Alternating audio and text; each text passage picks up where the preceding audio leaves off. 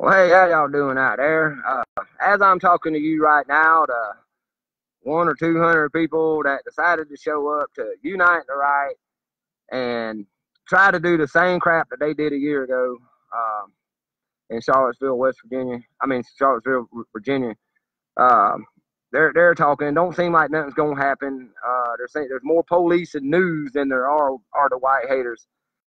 And it's a year later, and I've noticed a lot of news pump this up. We were talking about this the other day, and it's a year later since Charlottesville, and I told y'all what changed, that we had a victory, that we beat these fools. Their numbers prove it.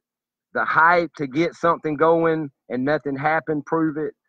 Even the reverse haters, the ones that showed up to get something started, they were lackluster. The whole thing was a bomb. It was anticlimactic, nothing, just like we had hoped. But everybody's talking about Charlottesville 1 year later. Let's talk about America 100 years later, say 100 years from 1918. You know, in 1918, you think times are bad now. You think this kind of crap's bad now. Roughly around the year 1918, roughly 100 years ago, there were 20 million Klan members, like I told you before, and these were regular kind of people. But also 100 years ago, it was very rough on the black man. It was also very rough on women. Uh, the only thing different was the way we actually physically treated people, the mentality. The 20s came along, the 30s came along, things didn't get better. But then the 40s came along, y'all. And here's where the changes are going to start coming. And you're going to see what I'm talking about. Because it takes really bad things to bring really good people together. So remember that as I point out a few little key moments in history right here. If you don't mind bearing with me for a minute. In World War II, women had to go into the workforce while the white man went off to fight. And they actually let the black man come fight in World War II, where he got a lot of respect and the women got a lot of respect for working. Now, at the same time, after World War II, the New World Order saw a new tax slave. Matter of fact, they saw two of them, the black working man and the working woman. But because of World War II, because of women being forced into the workplace, because of black men being forced into the role white men had, and right beside white men, they earned respect. We, the people, kept this respect. Me and you, the regular citizen, we kept this respect. We looked at our women and said, wow. We looked at our black brother and we said, wow, nothing is different. We, the people, kept this. Politics and government and people with agendas changed it. The 50s come around, things lull out. Another big war comes up, Korea, but this one's a little bit more quiet, but they still use the black man in the war once again. But the 50s were bad for racism in the South. The federal government was pushing their complete control over everybody, wanting every citizen to be a tax slave. So they were forcing the federal indoctrination program into our county school systems. They took over the school system, and they wanted to say they were doing it for integration when they were really doing. They didn't care about the black man. They didn't do it to put black people in white schools, y'all. What they did was to take over schooling, period, all schooling. So the federal government controlled the school. We saw this. We came together a little bit. The 60s, the counterculture came out. People said, hey, I want to be an American and a free American, but maybe I want to have long hair. Maybe I want to marry a black person. Maybe I want to marry a white person. Maybe I want to smoke Mexican weed. Maybe I want to be me and be American. And the government worked hard on us, but then Vietnam came up. Now here's where they really put the black man into the war grinder and the poor whites. And we jailed hard then. We came back after 10 years of Vietnam and we were united then. But man, the 70s really pushed hard and we started to gain some ground. The Civil Rights Act got turned around from 1964 and it was turned into something bad for white people and something a gift for black people. It's the government. We, the people, were still seeing that we were together, that we were no different, that we could live, breathe, eat, die, go to war together. We could do jobs together when our men were gone. We could do things together. It's always when hardship come up though, right? Well, then the 80s came in, and guess what? Michael Jackson popped out there, MTV. The counterculture grew into a multiracial thing. Lenny Kravitz, remember, I want to get away. the cult of personality and living color. Music became another bond for all of us. And the 80s were a time where we were finding out that we were all these different individuals of the same thing. Now, don't get me wrong. There's not that many individuals like MTV. You could be like Flock of Seagulls. You could be like Cyndi Lauper. You could be like Michael Jackson. But really, you were kind of just the same person, looking different. But it brought music together, and music brought us together, and we were on a TV thing. All of a sudden, the black folks started showing up at the beaches. See what I'm saying? Rap scene showed up at the beach.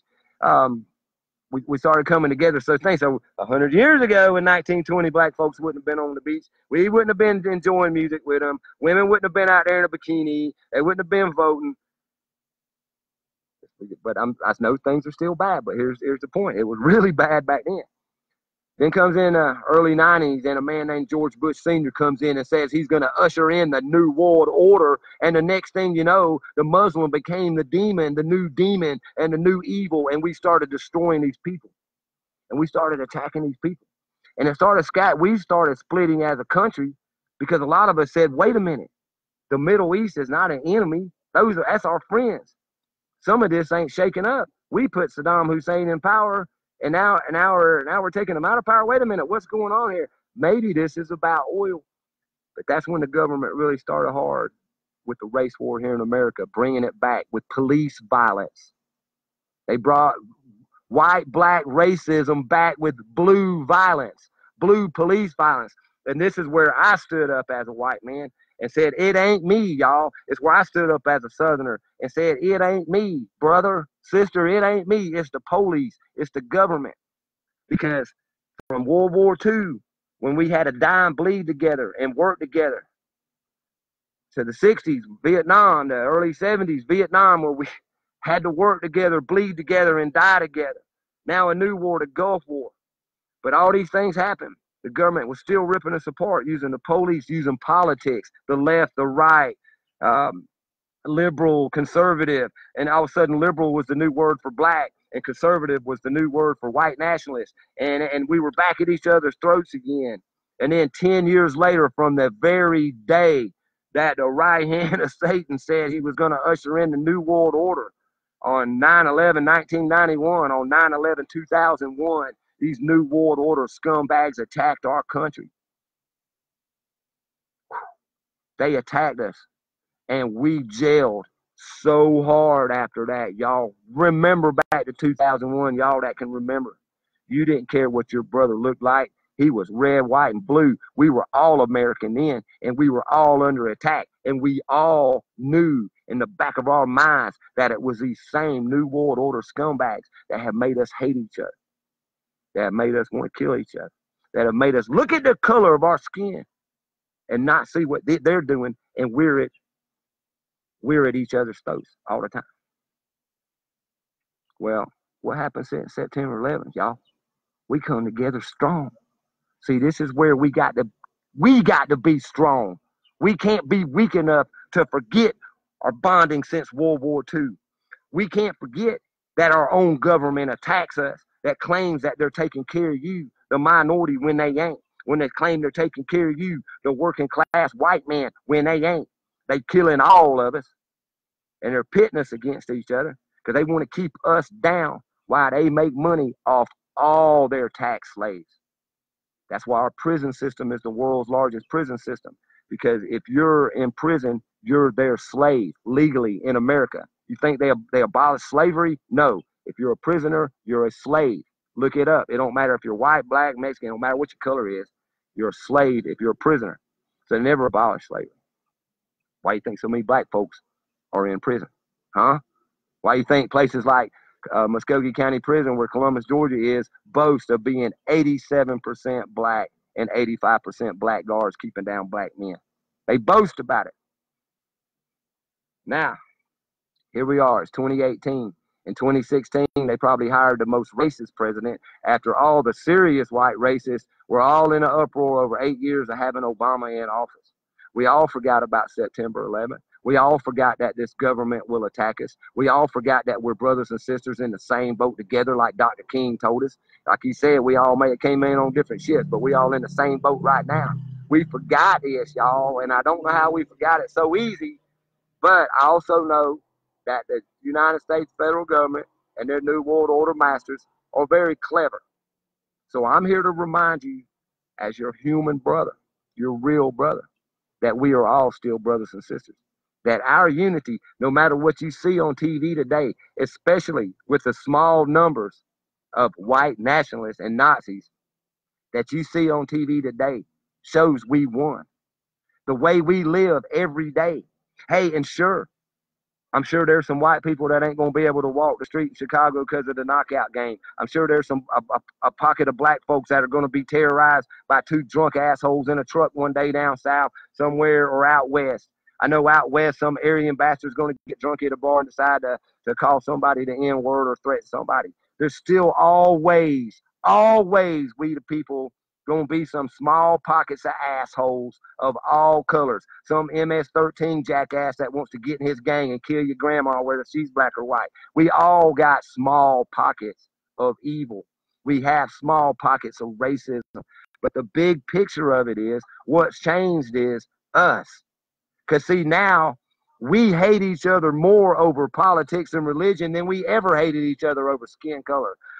Look at the biracial marriage rate. Look at the way neighborhoods are mixed. Look at the way the workforce is mixed. You're not racist anymore. You just really don't like somebody because of their politics. You really don't like somebody because of their religion. But they throw out the racism thing. See, we the people beat this race war. We won the fucking race war, and I ain't going to let y'all forget it. Because it's a big victory to a Southern white man. You want to know why? Because I got tired of being stereotyped. I got tired of being called a racist just because of the way I talk and the way I look when I knew better. And I was just talking to a brother here on Facebook right before I did this, and he's my inspiration for saying what I'm saying right now. My whole point was to break the stereotypes. My whole point was to tell y'all and show y'all through history and using history that it's always been bad, but it's so much better than it was. And now it's all up to us.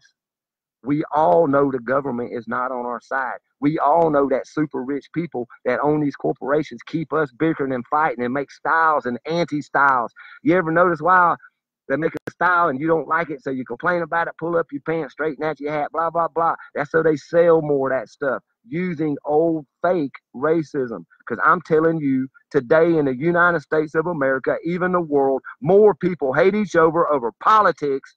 More people hate each other over their religious preferences than they ever do race.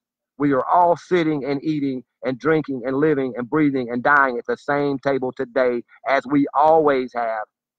The only time you're ever talked about race is when you see it on TV or, as I said, some small pocket of what's left of racism. I've heard people out there say, until it's all gone, I ain't going to do nothing. Well, that means you wasn't going to do nothing to begin with, dummy. So sit on your ass and do nothing. All or nothing. You're never going to get everybody in the world not to be a racist. I'm sorry. But now that the majority of the world sees the wrong done to women, blacks, any poor whites, everybody, coal miners, to whatever, we realize that there's been so many human atrocities. We'll go as far to say, even, please forgive what our ancestors did in the past. Forgive what the past did. But I'm not going to ask forgiveness or ask you to forgive me for something the federal government did to you and did to me too, which was lie and pit us against each other. Then they attacked our own country, y'all, on September 11th, 2001. And don't you ever forget those 3,000 people falling out of them damn buildings and dying all around Pentagon, Pennsylvania, shooting that plane down. Putting a missile in the Pentagon, putting missiles in the damn Twin Towers. Don't forget that. That was all kind of people. You think this government's white? You think it's all about white supremacy? Okay, maybe a lot of these corporate bastards are white. I think most of them are, y'all. I really do. But I want to tell you that we, the people, only have small pockets of racism left. We only hate each other because we're told to. So why don't we tell each other to stop? I'll start right here. Hey, brothers and sisters, please stop hating me because I don't hate you. It's a lie. You were lied to. I was lied to. We figured it out. Charlottesville today, 1 year ago, proves it. America 100 years ago today fucking proves it. You that want to be racist, continue to be racist because you either got a blame problem or just you hate. You're weak. You're weak-minded because it's not true. We don't live it. We don't live it anymore. And I will say one more time for the record books, just for the people that do get treated like shit, because I've been treated like shit. I can show up at a Martin Luther King rally on Martin Luther King Day in a black area, and black people's going to look at me funny. You can show up somewhere at a white thing, and white people's going to look at you funny. Once again, we're never going to get rid of that. Hey, and guess what? Wasn't America supposed to be live like you want? How about let's let some people live? Not promoting hate, not building up armies to kill another race. No. But if they want to go live on their own, if somebody wants to go be white in North Dakota, if somebody wants to go be black in Mississippi, let them be. As long as they're, and they harm none, do as thou will. So if they're harming nobody, let people do as they will. But no more preaching hate. We beat that. Because nobody's buying it. White people ain't buying that white nationalism shit, y'all. The very few that did a year ago that were listening to Richard Spencer, I guarantee you 90% of them people that said, wow, he's off the rails. He's just trying to get me to hate. He's playing on my fear that ethnic people hate me. Well, black people do hate some black people do hate some white people because they're white, but it's only because of what's been taught. It's time to teach different. It's time to look at the victories. It's time to remember and keep the victories. Don't get weak and forget. Don't get weak and forget and let them fool us again, y'all. Don't let this government fool us again. Don't let these rich bastards that really do hate fool us, y'all. I'm tired of it. We're at a good place. We can change this. Hey, I don't know how to tell you this, but you're going to have to be somebody's brother here pretty soon anyway. But we need to start changing because our earth is changing. And this is why they're pushing their shit again. This is why they drug up this old, tired racism crap. Don't you see the cycle? Every time they're trying to hide something, or every time they just want to get us ruffled up, they'll throw this racism shit out there. We beat it over and over again. Let's get rid of these rogue police. Let's get rid of the people that's killing all of us, and remember that we're all we got. We always have been, and we've known it since the 40s, and we've tried to live it since 2001. We can't forget it today. I'm your brother, and I love you, and I'm all you got. And I hope you love me, and I'm all you got. And you definitely, I'm actually glad you're all I got, because I don't want a government. I don't want somebody paid to protect me or paid to have my back. I want somebody to do it because they're loyal and they love me as a human being and they know I got their back. They know I got them. Bam. That's community. And that's what we got to get back to. And we are. That's what I'm trying to say. There's more victories here than y'all ever know. But because of the TV and the media and them showing little barking dogs here and there, and Al Sharpton or Alex Jones or Ben Shapiro or somebody yapping, it's just one some bitch. It's just one some bitch or a handful. Big deal. It's been defeated. It'll never completely go away. So we got to stay on the alert. We got to stay strong. We got to look for reasons to love each other, not hate each other every single day. Every single day. I didn't say it was easy. If loving was easy, everybody'd be doing it. Bet that. But I love y'all, and it's pretty easy. And it's pretty easy to tell you, don't live in fear. Thank you for not living in fear. Thank you for looking the new fear-mongering in the eye and saying, I ain't going to have you in my heart. I ain't going to have you in my mind. I'm not going to have you in the way of me and my brother's unity. We are united, America. We are the United States. Fuck the New World Order. Peace. And don't live in fear. And remember, like I said, it's us. This is ours. We own it. White nationalists, race war mongering pieces of shit, you lost. You lost, federal government.